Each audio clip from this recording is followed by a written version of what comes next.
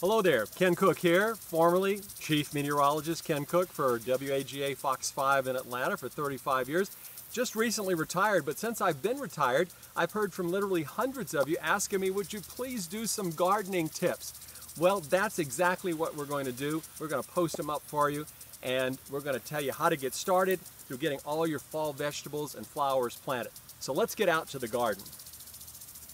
All right, we're up to the garden, and let me just first of all say that this gardening advice is good for north and central Georgia, the eastern part of Alabama, southeastern parts of Tennessee, and the western Carolinas. We all have pretty much the same kind of climate, except up in the mountains, and your season is going to come a little bit sooner than up in North Georgia or on the Piedmont or into the middle part of the state.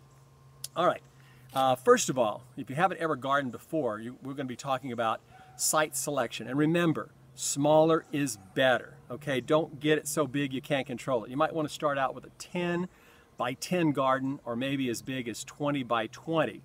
My garden right here turns out to be 25 feet long, and the width is 30 feet, and it makes for 7 nice rows. And I still have the summer crops going, but I'm going to make some room, there already is some room for some fall crops. Okay, so we're going to talk about the site selection, what you're going to need.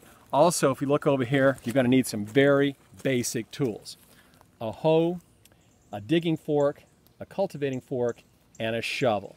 Absolutely essential. Once we get to a bigger stage like I have right here, then most likely you're going to need a cultivator, a garden tiller, because it's just too much work to do it by hand. The other things you're absolutely going to have as you get started, you're going to need some soil amendments, topsoil, potting soil, manures, some fertilizers, all-purpose fertilizers, and definitely some lime.